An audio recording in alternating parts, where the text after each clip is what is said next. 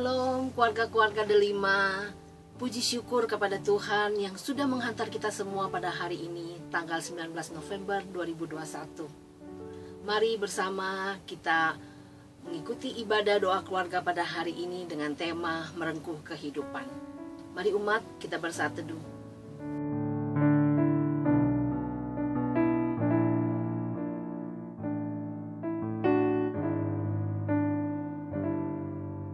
Dalam dunia yang penuh dengan penderitaan dan cobaan, akan kusampaikan kabar baik.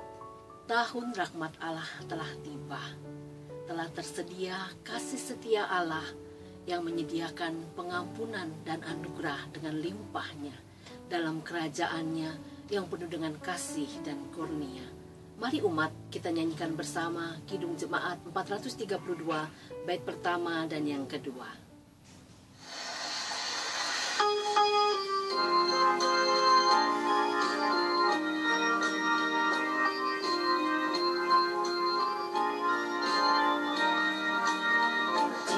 Padaku ditanyakan apa akan ku beritakan pada dunia yang penuh penderitaan.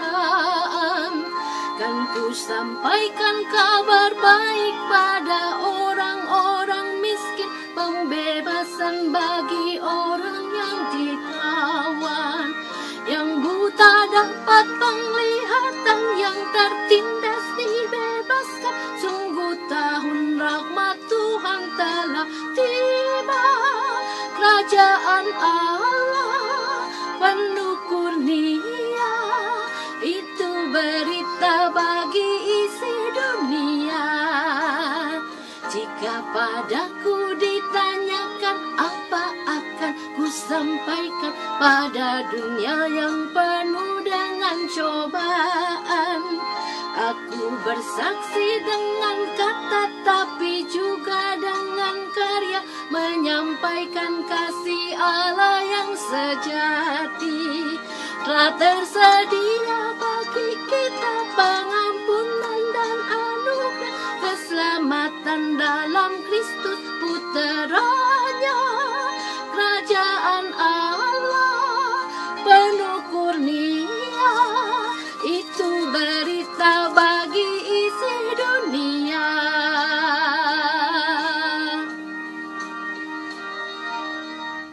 Kami berterima kasih padamu Tuhan untuk kasih sayang-Mu atas setiap kami. Kami memohon ampun Tuhan atas segala dosa dan kesalahan kami. Mohon ya Tuhan, sertai dan bimbing kami terus dalam terang kasih dan firman-Mu. Bersabdalah ya Tuhan, kami siap untuk mendengarnya.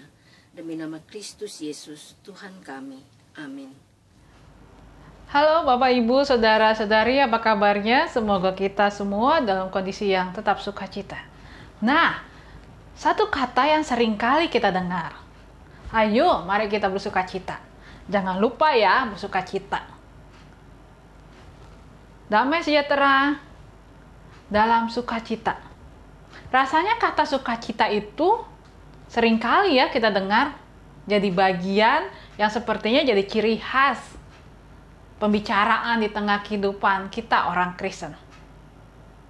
Secara harfiah, saya yakin Bapak Ibu, saudara-saudari semua pasti paham artinya sukacita. Di mana kita lebih dari rasa gembira. Ada yang mengalir dalam hati kita, dalam batin kita, kegembiraan yang luar biasa. Yang kemudian mendamaikan dan membuat kehidupan jadi tenang. Apakah hari ini Bapak Ibu merasakan sukacita? Atau belum? Bukan tidak, tapi belum. Bapak Ibu, ada orang yang di dalam hidupnya sangat mudah sekali tidur dengan terlelap. Betul-betul menikmati. Tapi ada juga orang-orang yang merasa tidur itu adalah sesuatu yang sangat mahal. Ada orang yang sangat sulit untuk bisa tidur. Bahkan harus berjuang dan minum obat tidur baru bisa merasakan nikmatnya tidur. ternyata tidur itu bukan sekedar waktu kita untuk istirahat, tetapi tidur itu adalah anugerah Tuhan yang luar biasa. Banyak orang tetap tidur tetapi tidak merasakan nyenyaknya tidur. Bahkan ketika tidur masih berpikir, masih bekerja organnya. Masih terus ngerasakan seperti dunia pikiran dan ngelangsa. Sehingga ketika bangun, dia merasakan lelah. Tidak happy, tidak semangat. Rasanya malas. Bukan karena pemalas, tetapi rasanya malas untuk bangun. Ya, harus bangun. Wah, hari ini hari yang baru. Ya sudah, seperti itu saja. Tapi tidur juga adalah indikasi dari situasi batin, hati, dan iman kita. Indikasi di mana situasi batin kita itu sangat berpengaruh atau hati kita, bahkan seluruh tubuh kita. Jadi, bersyukurlah kalau Bapak Ibu bisa menikmati tidur yang sangat lelap. Bisa tidur dalam kondisi yang happy dan bangun dengan segar. Itu adalah anugerah yang luar biasa loh. Bapak Ibu semua itu ternyata diindikasi oleh situasi batin kita. Nah, firman Tuhan kita yang hari ini kita refleksikan adalah bagian yang mau bicara tentang hati dan perilaku kita. Ada hal yang seringkali menggugat, bahkan membuat hati, bahkan batin kita, jiwa kita, kehidupan iman kita terganggu. Yaitu lawannya sukacita. Tahu apa? Kebencian. Kita bisa berkata, aku nggak benci sama orang itu, aku bisa kok ngobrol, aku bisa happy-happy juga. Tetapi kebencian yang tertanam terus-menerus itu ibarat karat yang akan membuat keropos kehidupan kita. Iman kita juga iya, hati kita juga iya, batin kita juga iya. Sehingga di dalam hidup kita akan merasakan kelelahan-kelelahan itu. Karena itu firman Tuhan sungguh luar biasa dan ajaib. Firman Tuhan Allah mau dalam kehidupan kita sukacita. Dan ketika kita sukacita, maka kehidupan kita akan tenang, damai sejahtera, dan ceria, penuh semangat. Kita nggak akan gampang sakit loh. Yaitu, bagaimana kita mencintai Tuhan Allah kita. Kita diajak untuk membuat Yesus Kristus, Allah Bapa dan Roh Kudus menjadi prioritas dibandingkan orang-orang yang memusuhi kita, menyakiti kita, mengecewakan kita, atau bahkan mereka yang merancangkan sesuatu yang jahat bagi kita. Musuh-musuh kita. Kalau kita sakit hati dan dendam, maka prioritas utama dalam hidup kita adalah mereka. Manusia-manusia yang sudah menyakiti kita, bukan Tuhan Allah. Karena itu Tuhan Allah katakan melalui firman Tuhan, kasihilah musuhmu, berdoalah dan berkatilah. Memang perlu kerja keras dalam hidup kita. Bahkan Tuhan berikan cara yang lebih jitu lagi, lebih sederhana. Bagi mereka yang kadang-kala meremehkan kita, melecehkan kita, menganggap kita tidak punya bobot, katakan, kalau engkau diminta jalan 1 mil, jalan 2 mil. Dalam arti, Tuhan menantang kita. Bukan untuk membalas kejahatan dengan kejahatan, tapi dengan melawan segala cemoohan, merendahkan, sakit hati, kekecewaan, kemarahan dengan apa? Dengan memberikan bukti. Hasil di dalam kehidupan kita yang lebih dari ekspektasi orang yang meremehkan kita. Jadi, kita nggak akan sakit hati. Tapi kita akan bangga. Kita akan mempermalukan orang lain, bukan mengolok-olok kembali mereka, tetapi dengan hasil yang luar biasa, membuat mereka jadi malu dan mengakui. Ada pepatah dalam kehidupan ini. Kalau engkau mau membunuh musuhmu, jadikan dia sahabat. Bukan jadikan dia penjahat. Kalau jadi penjahat, kita akan gampang membalasnya, membunuh dia. Tapi kalau jadikan sahabat, yang terbunuh adalah kejahatannya, bukan orangnya. Tetapi orangnya akan merasakan cinta kasih. Seperti Tuhan Yesus bukan? Yang luar biasa membalas semua bentuk kejahatan, bentuk semua peremehan, pencemoohan yang diterima olehnya dengan tindakan yang nyata. Dengan pembuktian dan menjadikan semua orang itu adalah bukan hanya sahabat tetapi kekasih dalam hidup dan hatinya, bahkan di dalam doanya. Bukankah kita anak-anaknya? Mari saudara kita berefleksi. Adakah hal-hal yang dimana di dalam hati kita masih terselip bisa rongga atau bentuk-bentuk di mana ada kebencian, luka dalam batin kita, kekesalan yang membeku dan sudah membatu? Sulitkah? Sakit kan? Karena itu mintalah kepada Tuhan, tetapi lepaskan agar dalam hidup kita akan ada sukacita, damai sejahtera, dan tenang. Kalau semua itu boleh beredar di dalam keseharian kita, bukankah kita adalah orang yang paling berbahagia?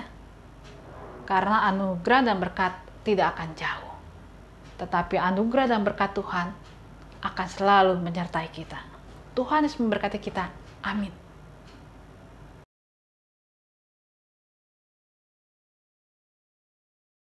Bapak Ibu yang terkasih dalam Tuhan Yesus Kristus, mari kita bersama-sama berdoa syafaat untuk bangsa, negara, masyarakat, dan pelaksanaan vaksinasi di Indonesia. Mari kita berdoa.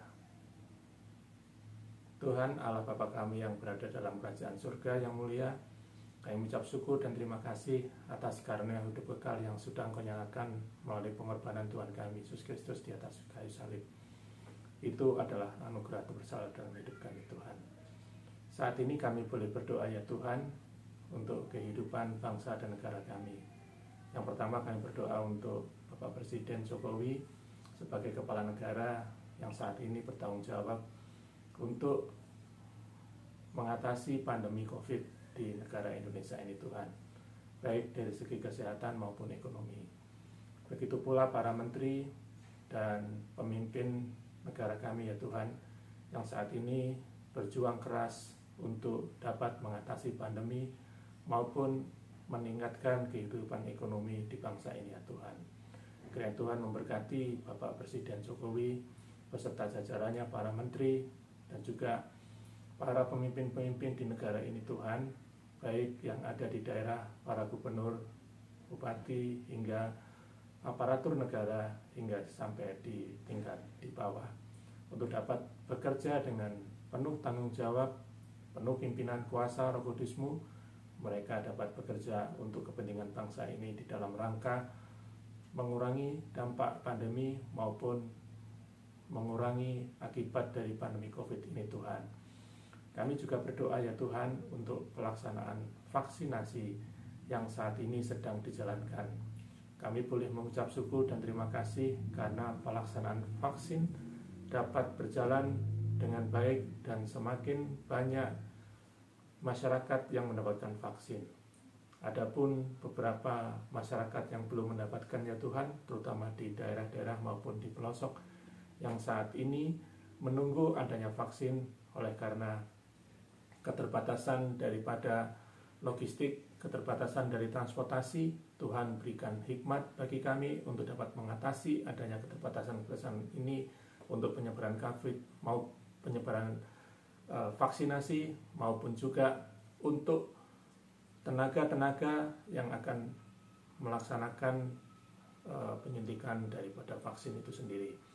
Ya Tuhan, kiranya memberkati bangsa dan negara ini, tutup bungkus kami dengan kuasa dari Yesus, sehingga kami dibebaskan dari segala pandemi ini Tuhan. Dan kami yakin dan percaya Tuhan menolong kami. Ampunilah akan segala dosa dan kesalahan kami. Dan di dalam nama Tuhan Yesus Kristus kami serahkan doa ini melalui anak-Mu yang tunggal Tuhan kami Yesus Kristus, Juru Selamat dan penebus dosa kami. Amin. Dalam dunia yang penuh kegelapan, keputusasaan karena pandemi dan tekanan kehidupan, ada berita tentang kebenaran satu-satunya, kasih sejati yang luar biasa, dan damai sejahtera yang melampaui akal, sekalipun itu di tengah badai hidup yang luar biasa.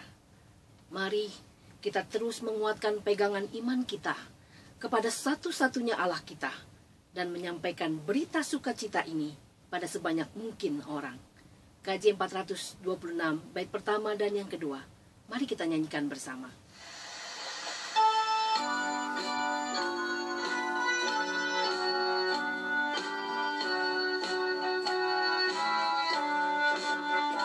Kita harus membawa berita pada dunia dalam gelap tentang kebenaran dan kasih dan damai yang menetap,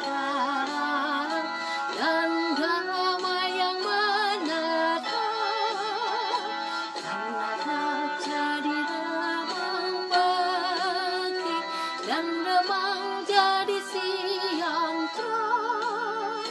Kuasa Kristus kan nyatalah rahmani dan cemerlang. Kita harus menyanyikan gitar, melembutkan hati keras, supaya senjata iblis remuk dan segera lepas.